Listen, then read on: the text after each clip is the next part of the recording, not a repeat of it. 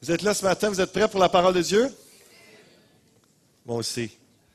Vraiment, ça fait plusieurs semaines que je me prépare pour cette série. Comme je dis, on est en jeûne et prière, plusieurs leaders cette semaine. Et puis,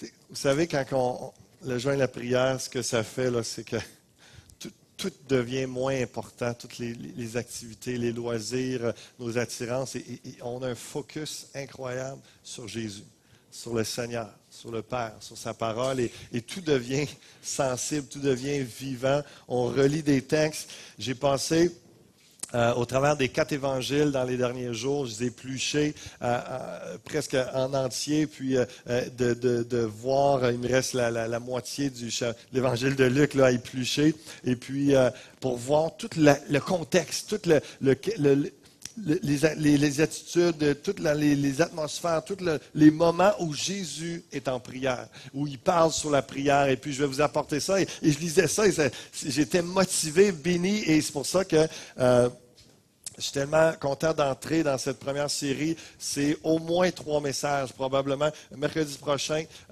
ici à 19h, je vais continuer cette série-là. Je vais apporter un message après le temps de louange, avant le temps de prière. Je vais continuer cette série-là. Mercredi qui s'en vient à 19h, si vous voulez être là pour un temps béni particulier. Ce serait bien que ce soit enregistré aussi pour que ça puisse être inséré dans la série sur Internet. Mais on va avoir vraiment des moments bénis. Laissez Dieu vous parler pour vous mobiliser à la prière de toutes sortes de façons. Et la prière, vous savez, que vous soyez nouveau, que ça fasse 1 fois, 2 fois ou 3 fois que vous veniez à l'Église Fusion, ou que ça fasse 10, 20, 30 ans que vous êtes dans les églises chrétiennes, la prière, c'est pour vous.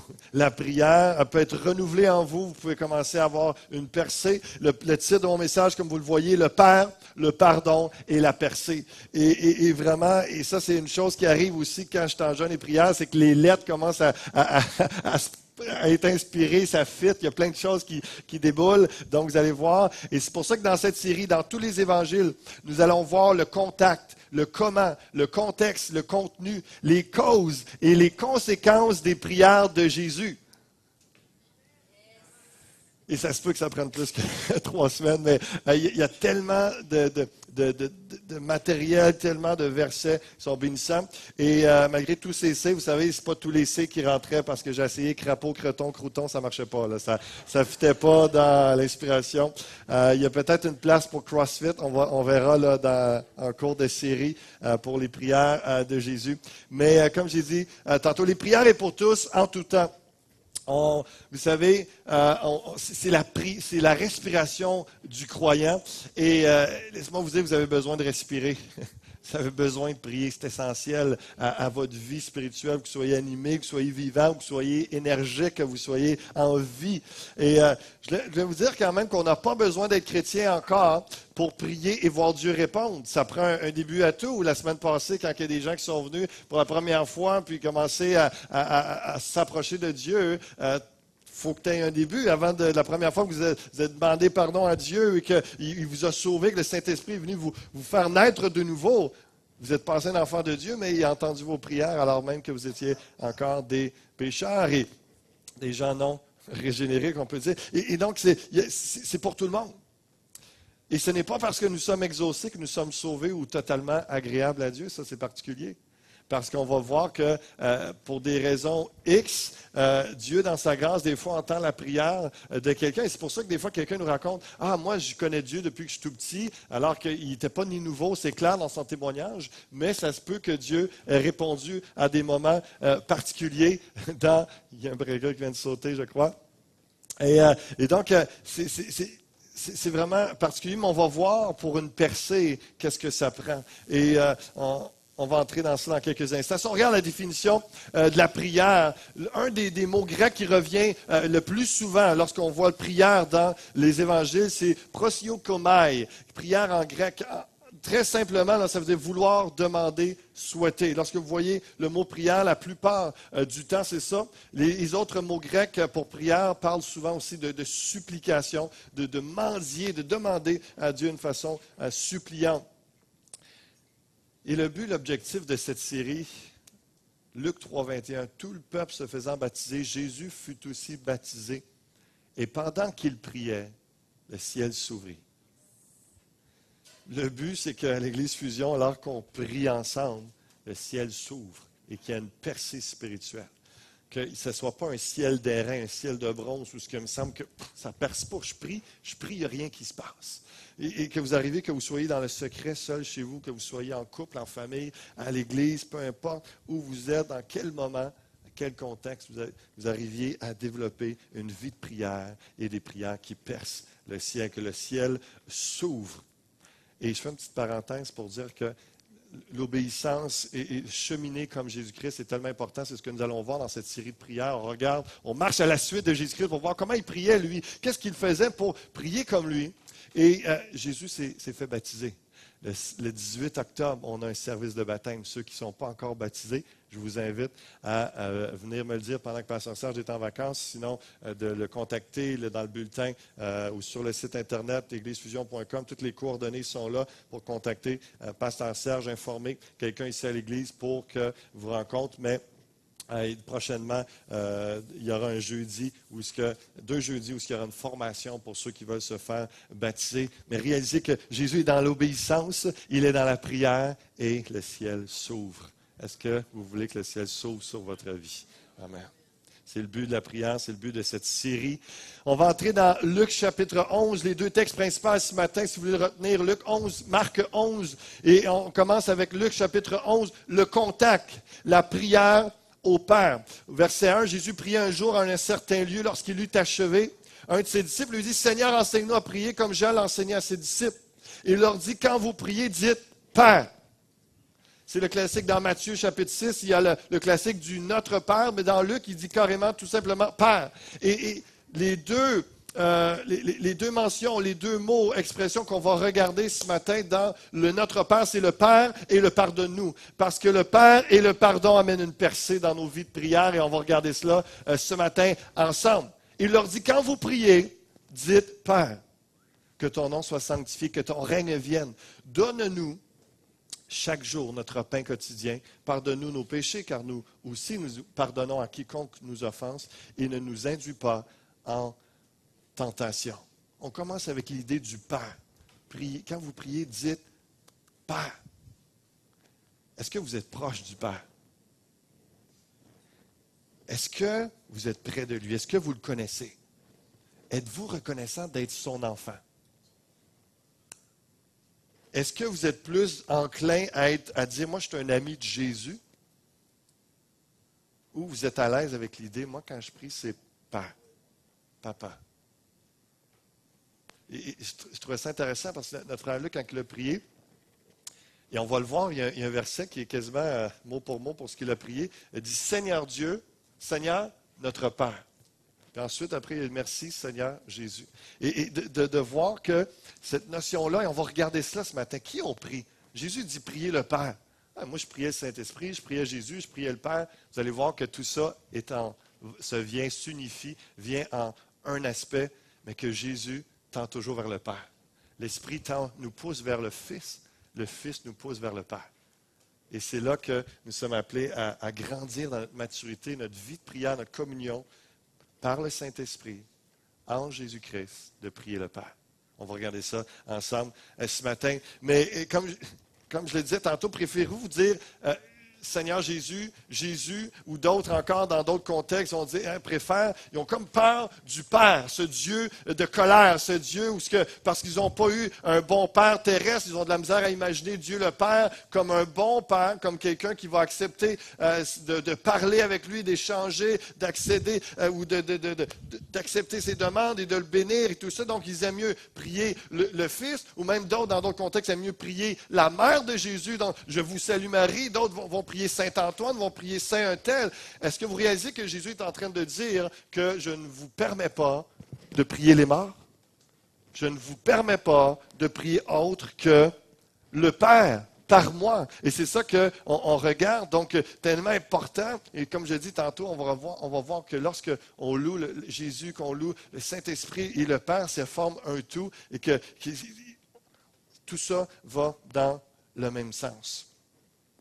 Mais comprenez-vous que c'est le Père qui vous aime, c'est lui qui a initié tout le plan pour que vous soyez pardonnés, pour que vous soyez sauvés, libérés, épargnés de l'enfer par votre foi en Jésus-Christ. C'est grâce à lui que vous n'êtes pas orphelins spirituellement. Dans le Jean 3,16, si fameux, car Dieu a tant aimé le monde qu'il a envoyé son Fils unique. Réalisez-vous qu'on parle de Dieu le Père? C'est le Père qui vous a tant aimé. Luc chapitre 11 au verset 5. Et ça nous amène à voir quelle est votre image du Père. Jésus continue dans la même veine. Après le Notre Père, il dit, il leur dit encore, si l'un de vous a un ami, qu'il aille le trouver au milieu de la nuit pour lui dire, ami, prête-moi 3 pains, car un de mes amis est arrivé de voyage chez moi, je n'ai rien à lui offrir. Et si de l'intérieur de sa maison, cet ami lui répond, ne m'importune pas, la porte est déjà fermée, mes enfants et moi sommes au lit, je ne puis me lever pour te donner des pains. Et dans le contexte à l'époque, souvent, c'était une pièce, les parents dormaient avec les enfants, donc s'ils ouvrent une lumière, commencent à s'agiter, tout le monde se réveille. Donc, il importunait réellement. Je vous le dis, même s'il ne se levait pas pour les lui donner, parce que c'est son ami, il se leverait à cause de son importunité et il lui donnerait tout ce dont il a besoin. Vous savez pourquoi Jésus parle de tout de suite après le Notre Père? Parce que Jésus sait très bien que son Père est beaucoup plus qu'un ami. Beaucoup plus qu'un ami. Et que de vous emmener à réaliser que si, des fois on est mal à l'aise avec un ami, mais on y va parce que c'est un ami puis il peut nous aider, il faut qu'on ait encore plus cet enclin, cette facilité, cette ouverture, cette compréhension, la paix, l'assurance d'aller au Père directement. Parce que lui, il ne dort jamais. Parce que lui, je ne le dérange jamais. Et Jésus disait, quand vous priez, dites Père, allez voir le Père, parce qu'il est tellement plus qu'un ami. Vous pensez, des fois, je le sais, il y en a qui pensent, je ne vais pas demander ça à Dieu. Hey, c'est tellement pas grand-chose. Il y a tellement plus de chats fouettés un peu partout avec ce qui se passe en Syrie, ce qui se passe un peu partout dans le monde. Hey, voyons si je vais demander qui m'aide, qui pourvoit à ma nourriture, qui pourvoit à mes besoins. Voir si Dieu va avoir le temps. Je ne veux pas le déranger avec ça. Jésus dit, tu ne déranges jamais. Tu ne déranges jamais le Père. Viens, quand tu pries, dis Père, viens voir le Père. Il continue au verset 9. Et moi, je vous dis, demandez et l'on vous donnera. Cherchez et vous trouverez. Frappez et l'on vous ouvrira. Car quiconque demande reçoit, celui qui cherche trouve et l'on ouvre à celui qui frappe. Quelle est votre perception du Père? Est-ce que vous avez la même perception du Père que Jésus avait? Parce que lui, il le connaissait très bien. Jésus est en train de dire, moi, mon Père, là, si tu lui demandes quelque chose, il va te le donner. Si tu le cherches, il va se laisser trouver. Si tu frappes à sa porte, il va t'ouvrir. Car quiconque demande reçoit, celui qui cherche trouve, et l'on ouvre à celui qui frappe. Est-ce que c'est Dieu le Père que vous connaissez? Est-ce que c'est ce Père de miséricorde, ce Père, ce Dieu de bonté que vous connaissez? Vous savez que je vais faire un appel dans quelques minutes après mon message et vous pouvez le connaître dès ce matin. Dès ce matin, ça peut être réglé que si vous vous sentiez toujours loin de Dieu le Père, pour vous, ce n'était pas aussi proche que Jésus en parlait de notre Père. C'est mon Père. En Église, on forme un tout, on est ses enfants. Et wow, je peux être vraiment proche de son cœur. Et quand proche de son cœur, c'est vraiment la bonne expression, parce qu'il nous porte dans son cœur. Il nous porte, il nous aime tant. C'est lui qui a initié tout cela. C'est grâce à lui que vous êtes là ce matin, parce qu'il a envoyé son Fils Jésus-Christ. Jésus, lorsqu'il est monté auprès du Père, il a envoyé son Saint-Esprit. Évidemment, le Père qui avait initié ça encore était d'accord. Et donc, vraiment, tout s'emboîte. Quelle est votre idée du Père, encore une fois, verset 11? Jésus continue dans la même veine. Quel est parmi vous le Père qui donnera une pierre à son fils s'il lui demande du pain? Ou s'il demande un poisson, lui donnera-t-il un serpent au lieu d'un poisson? Ou s'il demande un œuf, lui donnera-t-il un scorpion? Un certain M. Bovet, qui a fait un pèlerinage en Israël, disait, encore aujourd'hui, lorsque tu es un pèlerin, un voyageur, il te donne encore du pain, du poisson et des œufs pour faire ton pèlerinage. Et c'est encore les aspects, et encore, comprenez, là, il part avec l'idée de l'ami, le Père céleste est tellement plus qu'un ami, tu ne le déranges jamais. Puis ensuite de ça, après ça, il fait l'analogie que même si tu as eu un bon père, comprenez que c'est encore plus que ça. C'est le Père spirituel, c'est le Père éternel, c'est un Père parfait. Et c'est comme si, qui est parmi vous le Père qui donnera une pierre à son fils, une pierre au lieu du pain, et c'est comme si, des fois, le Père, tu ne peux pas dire que je ne t'ai pas rien donné. Je t'ai donné quelque chose. Ça n'apporte rien, c'est vide, tu ne peux pas être nourri de ça, c'est méchant. Ou s'il demande un poisson, lui donnera-t-il un serpent? Dieu, le Père, ne vous donne jamais quelque chose qui est dangereux pour vous, inutile ou qui va vous faire du mal. Ou s'il demande un œuf, lui donnera-t-il un scorpion? Dieu, le Père, ne vous donnera jamais quelque chose de douloureux, qui va être dangereux pour vous, même vous emmener à la mort. Le Père, dans son amour, il nous châtie, il nous corrige. Mais encore là, c'est toujours pour notre bien. Et comme la parole de Dieu nous dit, quand ça arrive, on voit ce que ça produit en nous, qu'après ça, il y a une paix, puis une reconnaissance dans notre cœur. Dit merci, Père, de m'avoir enseigné. Si donc, méchants comme vous l'êtes, vous savez de donner de bonnes choses à vos enfants, à combien plus forte raison le Père céleste donnera-t-il le Saint-Esprit à ceux qui le lui demandent? Parce qu'il sait qu'on doit adorer, Jean chapitre 4, le Père en esprit et en vérité. Sans le Saint-Esprit, on ne peut pas s'approcher du Père. On n'a pas eu la révélation de Jésus-Christ. Donc, la pensée la plus puissante, que ce soit le Saint-Esprit pour la nouvelle naissance, que ce soit le Saint-Esprit avec les dons spirituels, le Père veut vous donner le meilleur. La parole, le Père et le Paraclet. La prière et la percée. Le Paraclet, on va le voir dans le texte, dans Jean, chapitre 14. Si vous voulez tourner avec moi, Jean, chapitre 14, verset 5. On voit quelque chose encore là de très puissant et profond. Je prie que vous captiez ce que Jésus enseigne dans Jean, chapitre 14. Et la parole, Jean, chapitre 1, le Logos. Jésus est venu, Dieu incarné. Jésus est la personnification en chair et en os de Dieu le Père. Et le Paraclet, dans Jean chapitre 14, c'est le consolateur, c'est le Saint-Esprit.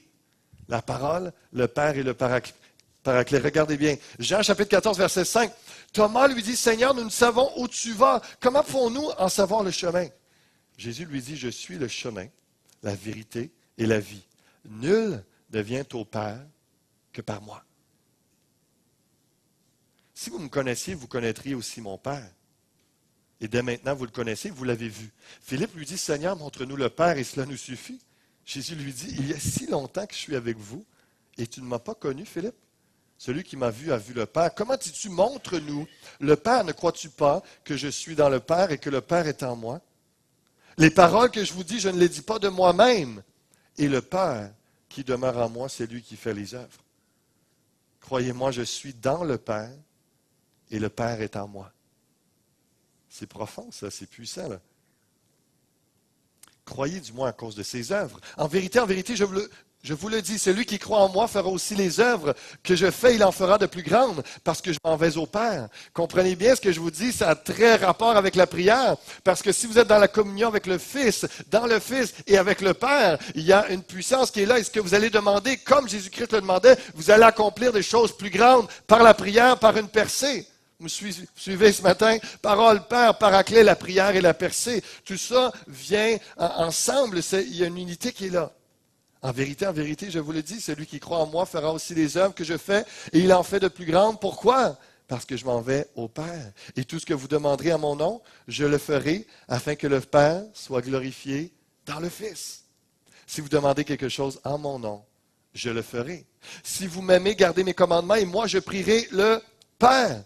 Il vous donnera un autre consolateur, Paraclet, afin qu'il demeure éternellement avec vous, l'Esprit de vérité, que le monde ne peut recevoir parce qu'il ne le voit point et ne le connaît point, mais vous le connaissez, car il demeure avec vous et il sera en vous. Vous savez, c'est ça le miracle de Dieu, que le Père, pour s'approcher de l'humanité, parce que les humains essayaient de l'atteindre, c'est impossible. Impossible à l'homme d'essayer de rejoindre Dieu.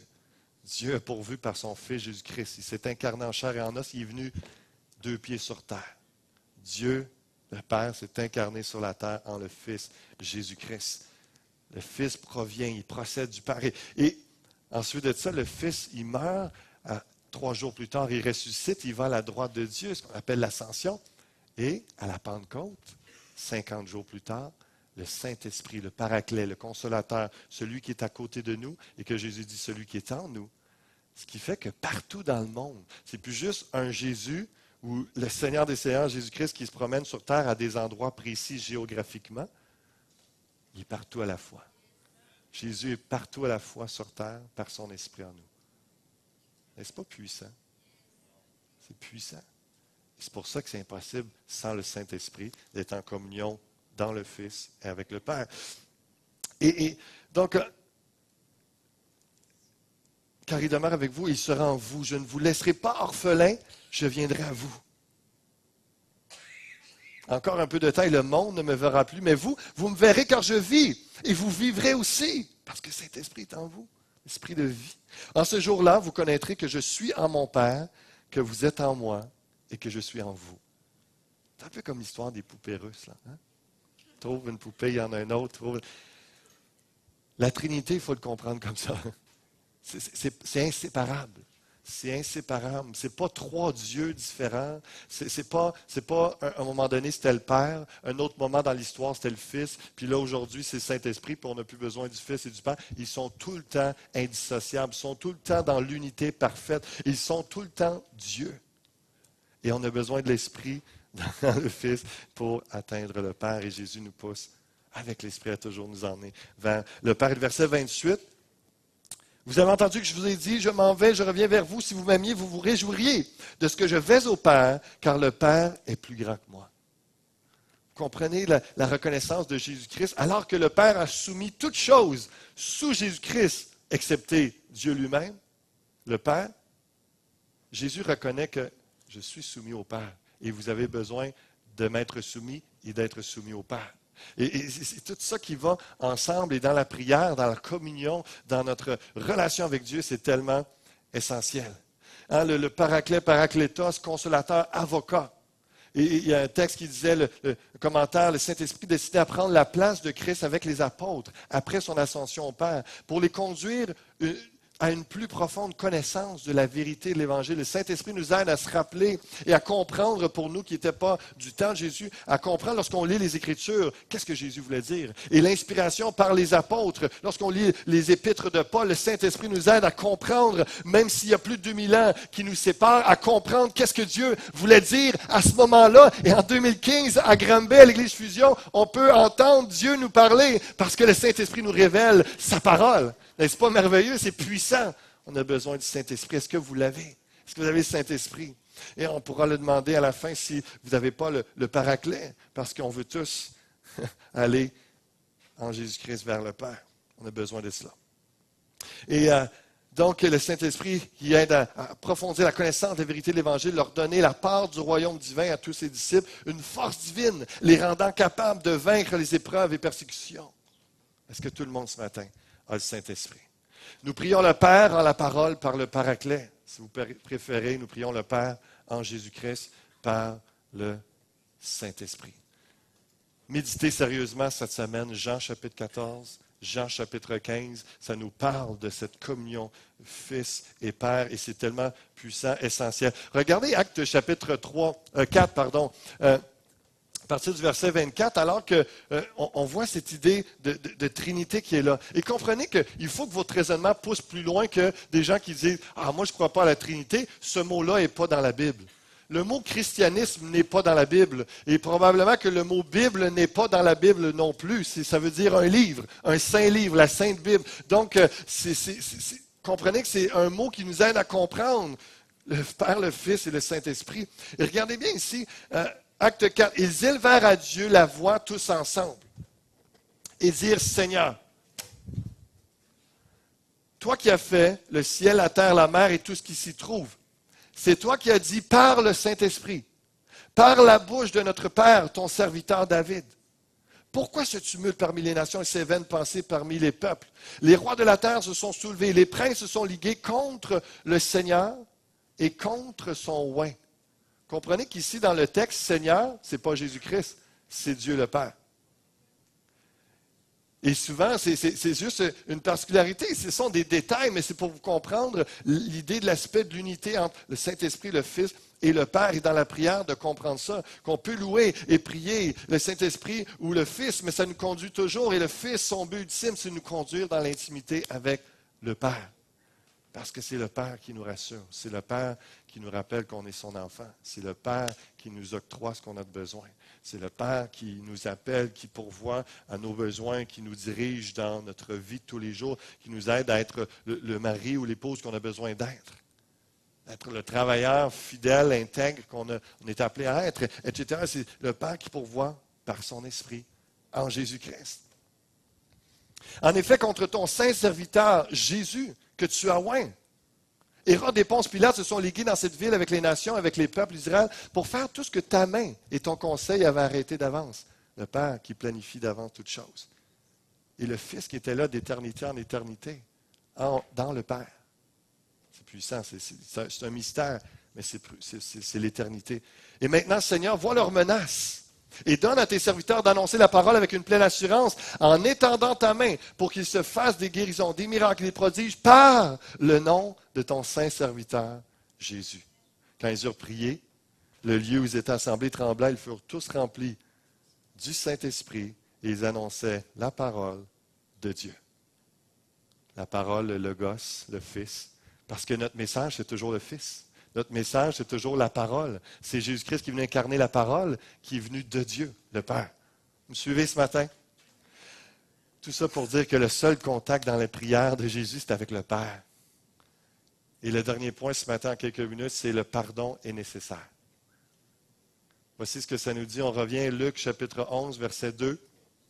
La prière, le Père et le pardon. Il leur dit, quand vous priez, dites Père. Au verset 4, pardonne-nous nos péchés, car nous aussi nous pardonnons à quiconque nous offense. On voit le mot pardonner dans le grec aphésis, qui parle de pardon, rémission, délivrance libre. Les chiffres, ce sont le nombre d'occurrences, le nombre de fois qu'ils apparaissent dans le Nouveau Testament, et qui parle de libérer de l'esclavage ou de l'emprisonnement.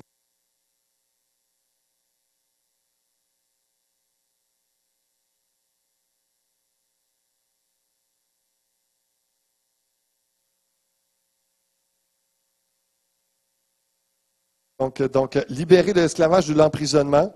Et le pardon qui est mentionné ici, qui parle un oubli, pardon des péchés, considéré comme n'ayant jamais été commis. Le pardon aussi, quand ça parle de rémission, dire rémission des peines. Je lui pardonne. Je ne le punirai pas pour ce qu'il m'a fait. Il ne méritera pas, il ne paiera pas la dette de son péché. Je lui pardonne. Comprenez qu'on est appelé à servir le Seigneur et à répondre dans son amour, à faire toutes sortes de bonnes œuvres, mais ce n'est pas nos bonnes œuvres qui font en sorte qu'enfin on a été pardonné. Non, c'est lui qui nous dit par la croix, j'ai payé la dette à ta place, je t'ai pardonné, je t'ai remis ta peine, je t'ai remis ta faute, c'est clairé, c'est mis dans la mer de l'oubli. Alors que nous, on est appelé à pardonner de la même façon. Un réel pardon, c'est simple à savoir. Est-ce que vous vous en souvenez constamment? Est-ce que vous êtes plus capable de voir la personne? Vous l'avez pardonné, mais il y a un endroit dans la Bible qui dit pardonnez de tout votre cœur. C'est comme si des fois on peut pardonner, mais si ce n'est pas assez. Des fois de juste dire je te pardonne. Si vous vous en souvenez constamment, si vous espérez encore qu'il se plante la face, là, tu sais, qu'il me semble qu'il mériterait quelque chose là, pour le mal qu'il me fait.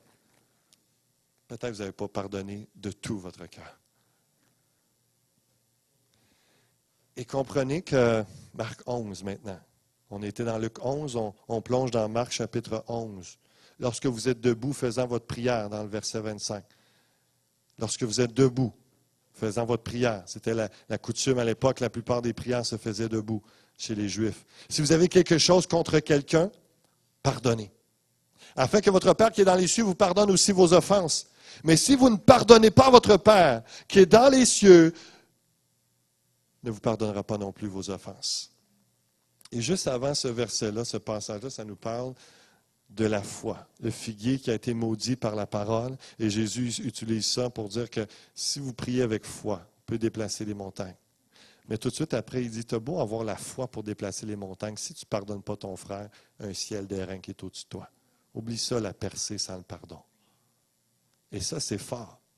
Ça, c'est fort. On a beau crier, on a beau parler fort, on a beau être fervent. On a beau demander des choses en accord avec sa parole pour nos vies. S'il y a un manque de pardon, le ciel est fermé.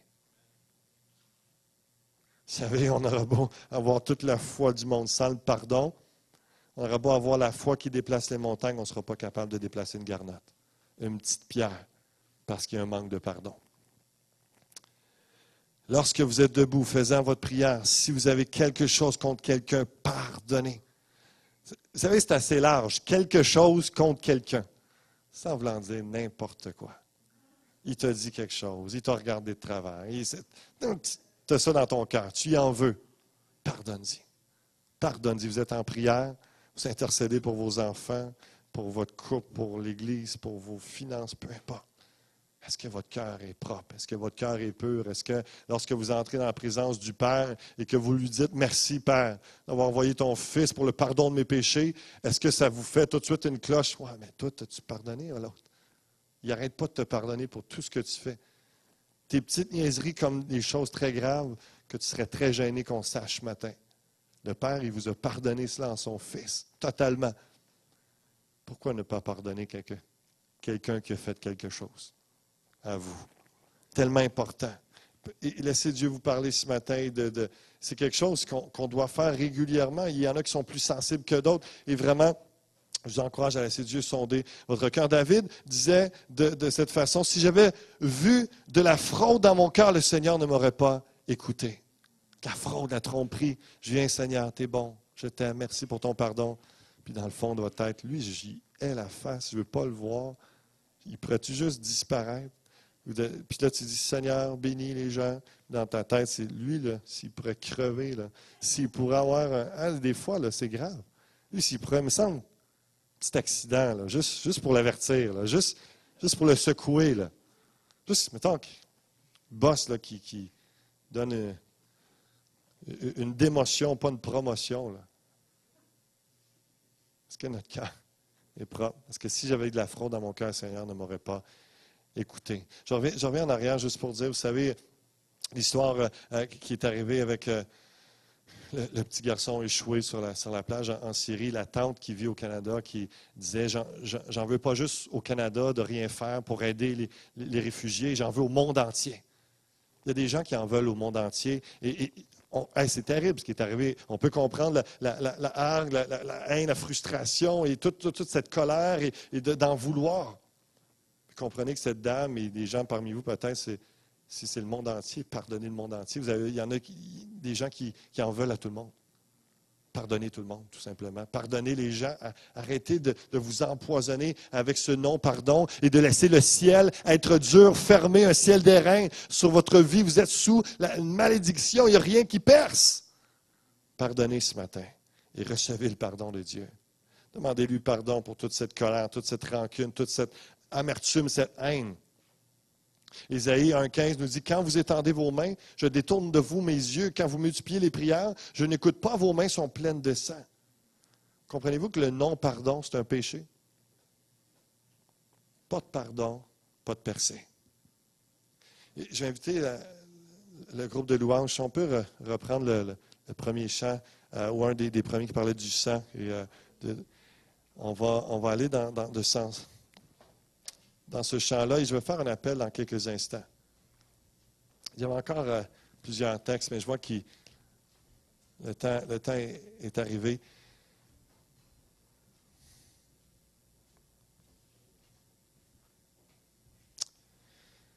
Je vais arriver à cette histoire. Il y a quelques jours, on a vu ça dans les différents journaux locaux et mondiaux, internationaux. Vous savez ce qui est arrivé avec Ashley Madison, le site où des millions, ça nous dit près de 35 millions d'internautes, de gens qui vont s'inscrire sur le site, donner leur profil pour carrément être en adultère, essayer de trouver un match.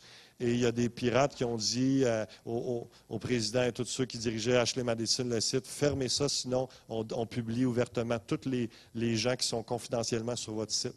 Et ils n'ont rien fait, donc les pirates ont mis ça, ces millions de gens. Et John Gibson, malheureusement, était un des pasteurs enseignant dans une école de théologie à Nouvelle-Orléans, qui était sur la liste. Et une semaine après la révélation de cette liste-là, il s'est suicidé. Pour lui, la honte, il ne pouvait pas s'attendre à ce que sa femme, ses enfants lui pardonnent ça. Et la honte de perdre son travail, la honte de perdre toute sa crédibilité. Et pourtant, c'était un homme, vous voyez sa famille, vous voyez, c'est un homme qui était extrêmement apprécié. C'est un homme qui était élevé, mais il avait une vie secrète.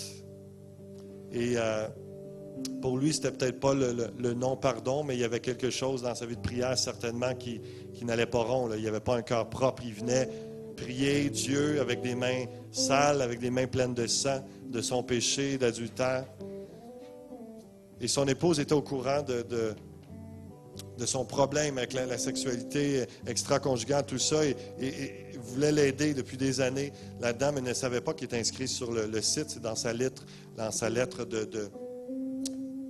pour son suicide, qu'il décrit son suicide, la raison qu'il avait écrit, qu'entre autres, pour lui, c'était tellement de honte que son nom soit écrit sur cette liste. Et je vous dis ça ce matin, cette histoire-là, parce que sa fille a dit, et dans infochrétienne.com, je voyais l'histoire et les commentaires, et l'auteur de l'article disait, ce ne sont pas ses combats avec des addictions impures, ni sa peur de perdre son travail, ni la honte insupportable de devoir faire face publiquement à ses péchés, ni les hackers, les pirates d'Ashley Madison, ni son tempérament dépressif qui ont conduit John Gibson à se suicider. Ce qui a conduit John Gibson à s'enlever la vie est certainement une compréhension erronée de l'amour en général et de l'amour de Dieu en particulier.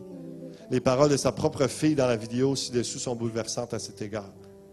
Elle dit, je pense que la chose la plus difficile à gérer est le fait qu'il a honnêtement douté du fait que je pourrais l'aimer suffisamment. Pour elle, son papa s'est suicidé parce qu'il a douté qu'elle l'aimerait quoi qu'il ait fait. Il a douté du fait que sa fille, pour lui, serait plus grand. Que l'amour de sa fille, pour lui, serait plus grand, qu'il serait suffisant. Pour son épouse, John ne pouvait pas voir leur pardon à cause de la honte qu'il portait. Elle dit, je crois que cela aurait pu être réparé. Cela aurait pu être guéri dans nos vies. Nous avons tous des choses dans nos vies avec lesquelles nous luttons. Nous lui aurions pardonné. Mais John portait une telle honte qu'il ne pouvait pas voir ça. Ce qu'il ne voyait pas du cœur de sa fille et du cœur de son épouse, il ne le voyait pas non plus du cœur de Dieu. Rien que nous puissions faire, aucun péché que nous puissions commettre n'est assez grand ou assez grave pour que l'amour de Dieu ne soit pas plus suffisant. Aucun poids de honte ne devrait nous masquer le pardon parfait de Dieu à notre égard. Réalisez-vous que ce soit l'adultère, que ce soit le meurtre, que ce soit l'homosexualité, que ce soit quelconque péché, de trahison, de tricherie, de fourberie. Jésus est venu mourir, pas pour juste ceux qui ont volé des paquets de gomme, est-ce qu'on peut se comprendre? Jésus est venu mourir sur la croix pour pardonner les péchés. C'est mon sang, le sang de l'Alliance qui est répandu pour beaucoup, pour le pardon des péchés. Comprenez que peu importe ce que vous avez fait ce matin, et peu importe ce que les gens ont fait contre vous ce matin, le Père vous pardonne et vous demande de pardonner. Et dans quelques instants, je vous invite à faire ce geste de foi, de dire, Seigneur, je te demande pardon. D'autres viendront, et ne jugez pas, vous ne savez pas pourquoi ils viendront. D'autres viendront, Seigneur, je viens pardonner, relâcher le pardon de telle personne. Mon mari, mon épouse, mes enfants, mon collègue de travail, mon patron, des gens, votre voisin, des gens qui vous ont fait du mal. Vous avez encore retenu ça dans votre cœur. N'amenuisez pas ce que Jésus a fait à la croix. Comme si ce n'était pas assez puissant, pas suffisant le sang de Christ pour pardonner vos fautes. Peu importe quel pécheur, quelle sorte de pécheur vous êtes. Le Père vous aime et veut vous pardonner si vous lui demandez pardon. Si vous vous repentez ce matin, vous reconnaissez que vous avez fait mal.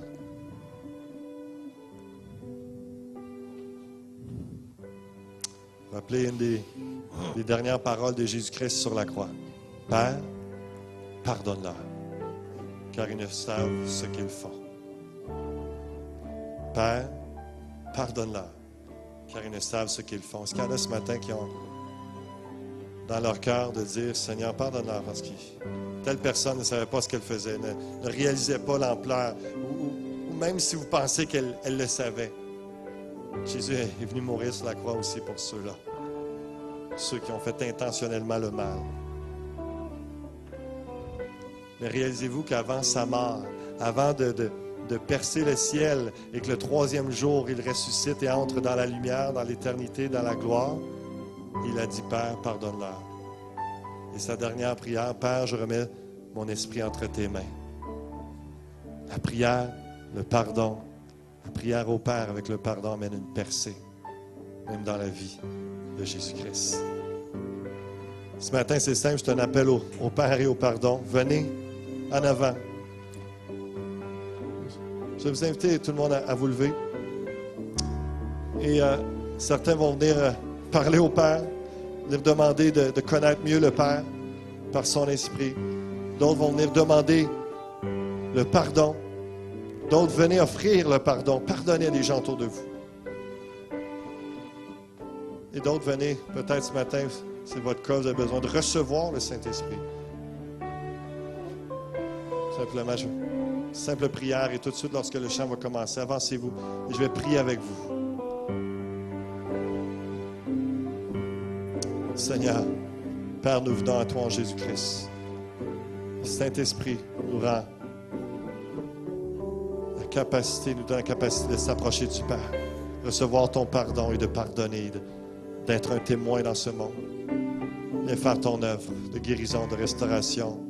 Viens faire cette œuvre où les hommes et les femmes deviennent des enfants de Dieu. Les hommes et les femmes s'approchent du Père alors qu'ils avaient peur de toi. On s'approcher dans une confiance, une intimité plus grande. Alléluia. Fais ton œuvre par ton Saint-Esprit. Déverse ton amour, ta grâce. Libère les gens. Et amène-nous dans la prière à une percée. Une percée. Percée dans nos prières par le pardon et par cette communion avec le Père. Alléluia. Commençons à louer le Seigneur. Et avancez-vous. N'hésitez pas. Avancez-vous. S'il y en a qui doivent quitter, on comprend. Soyez libérés. Prenez un temps. La présence de Dieu. Alléluia.